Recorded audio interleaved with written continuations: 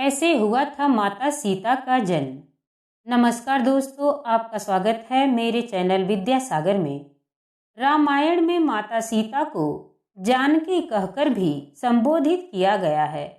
देवी सीता मिथिला के राजा जनक की पुत्री थी, इसलिए उन्हें जानकी भी कहा जाता है। माता सीता को लक्ष्मी का अवतार माना जाता है, जिनका विवाह अयोध्या के राजा दशरथ के पुत्र और स्वयं भगवान विष्णु के अवतार भगवान श्री राम से हुआ था। विवाह के उपरांत माता सीता को भगवान राम के साथ 14 साल का वनवास झेलना पड़ा। हालांकि माता सीता के जन्म को लेकर कई पौराणिक कथाएं प्रचलित है, जिसके अनुसार कहा जाता है कि देवी सीता राजा जनक की गोद ली हुई पुत्री थी, जबकि कहीं कहीं इस बात का जिक्र भी मिलता है कि माता सीता लंकापति रावण की पुत्री थी। ऐसे में यह सवाल उठता है कि आखिर माता सीता का जन्म कैसे हुआ था। तो चलिए इस वीडियो के जरिए हम आपको बताते हैं माता सीता के जन्म से जुड़ी पौराणिक कथाएं। वाल्मीकि रामायण के अनुसार एक बार मिथिला में बड़े भयंकर सूखे से राजा जनक बेहद परेशान हो गए थे। अब इस समस्या से छुटकारा पाने के लिए उन्हें एक ऋषि ने यज्ञ करने और धरती पर हल चलाने का सुझाव दिया। उस ऋषि के सुझाव पर राजा जनक ने यज्ञ करवाया और उसके बाद राजा जनक धरती जोतने लगे।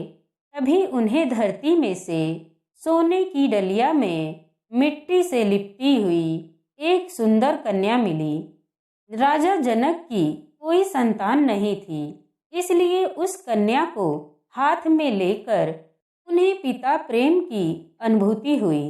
राजा जनक ने उस कन्या को सीता नाम दिया और उसे अपनी पुत्री के रूप में अपना लिया।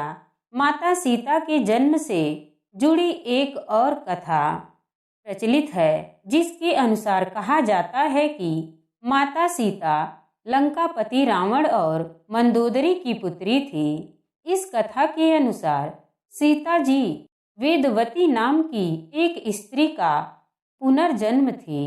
वेदवती विष्णु जी की परम भक्त थी और वह उन्हें पति के रूप में पाना चाहती थी। इसलिए भगवान विष्णु को प्रसन्न करने के लिए वेदवती ने कठोर तपस्या की। कहा जाता है कि एक दिन रावण वहां से निकल रहा था जहां वेदवती तपस्या कर रही थी, और वेदवती की सुंदरता को देखकर रावण उस पर मोहित हो गया। रावण ने वेदवती को अपने साथ चलने के लिए कहा, लेकिन वेदवती ने साथ जाने से इनकार कर दिया।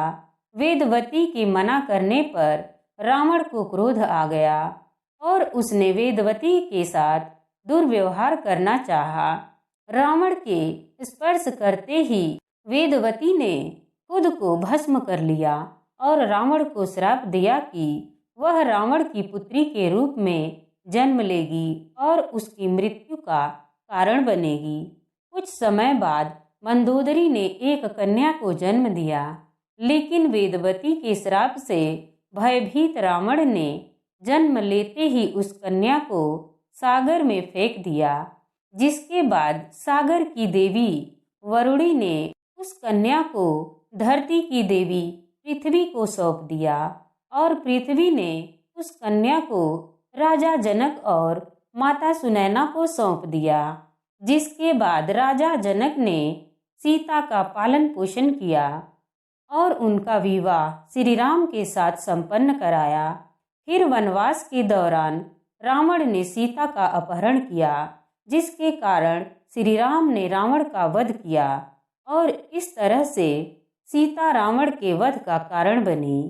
बहरहाल माता सीता का जन्म, जिससे ये दोनों पौराणिक कथाएं जुड़ी हुई हैं, लेकिन इनमें से कौन सी कथा सच है और कौन सी नहीं, इसका रहस्य तो स्वयं भगवान राम ही जानते हैं।